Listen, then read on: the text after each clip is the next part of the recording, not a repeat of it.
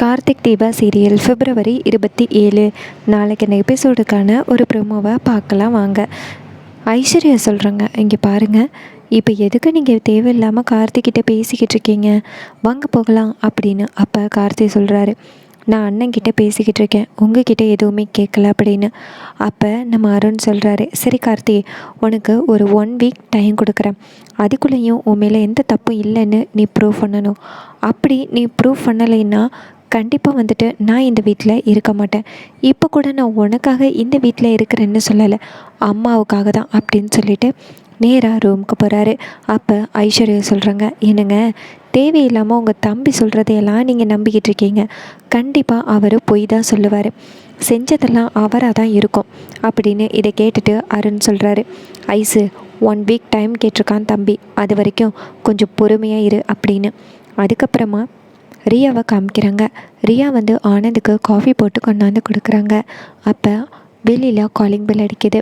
அப்போ ஆனந்த் சொல்கிறாரு, நான் போய் பார்க்குறேன் அப்படின்னு சொல்லிட்டு போய் கதவை திறக்கிறாரு. பார்த்தா போலீஸ் நிற்கிறாங்க. அப்போ போலீஸ் கேட்குறாரு, என்னப்பா நீ மட்டும் தனியாக தங்கியிருக்கியா, உன்னுடைய அட்ரஸ் என்ன அப்படின்னு.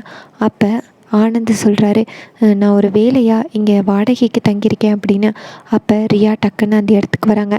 யாருங்க அப்படின்னு. அப்போ போலீஸ் வந்து ரியாவை பார்த்ததோட, இந்த பொண்ணு யாருப்பா அப்படின்னு கேட்க, அப்போ ஆனந்த் சொல்கிறாரு, என்னுடைய அப்படின்னு சொல்கிறதுக்குள்ளே ரியா சொல்கிறாங்க, எங்கள் 2 பேருக்கும் கல்யாணம் ஆகிட்டு நாங்கள் 2 பேருமே ஹஸ்பண்ட் அண்ட் ஒய்ஃப் அப்படின்னு. அப்போ போலீஸ் கேட்குறாங்க, என்னம்மா ஹஸ்பண்ட் அண்ட் ஒய்ஃப்னு சொல்கிறேன், கழுத்தில் தாலியை காணோம் அப்படின்னு. அப்போ டக்குன்னு ரியா பயப்பட ஆரம்பிக்கிறாங்க. அப்போ ஆனந்த் சொல்கிறாரு, நாங்கள் 2 பேருக்கும் நிச்சயதார்த்தம் ஆகிட்டு கூடிய சீக்கிரம் கல்யாணம் பண்ண போகிறோம் அப்படின்னு. இதை கேட்டுட்டு போலீஸும் சரி சரி அப்படின்னு சொல்லிட்டு அந்த இடத்துலேருந்து போகிறாரு. அப்போ ஆனந்த் சொல்கிறாரு, நல்ல வேலை தப்பிச்சோம் அப்படின்னு. அப்போ ரியா சொல்கிறாங்க, இதுக்கு தான் ஆனந்த் இத்தனை நாள் நான் சொல்லிக்கிட்டேன், எல்லாருமே என்னை ரொம்ப மோசமாக பார்க்க ஆரம்பிச்சிட்டாங்க அப்படின்னு. அப்போ ஆனந்த் சொல்கிறாரு, சரி நீ ஒரு நல்ல கோவிலாக பாரு, நம்ம 2 பேரும் கல்யாணம் பண்ணிக்கலாம் அப்படின்னு. இதை கேட்டுட்டு ரியாவும் சரிங்க அப்படின்னு சொல்கிறாங்க. அதுக்கப்புறமா ரியா ஆனந்துக்கு தெரியாமல் வெளியில் வந்துட்டு அந்த போலீஸை பார்க்குறாங்க. அந்த போலீஸ் ஒரு டூப்ளிகேட்டு. ரியா வந்து அவருக்கு காசு கொடுத்து சூப்பராக நடிச்சிங்க அப்படின்னு சொல்ல, அவரும் சரிங்க மேடம் அப்படின்னு சொல்லிட்டு அந்த இடத்துலேருந்து போகிறாங்க.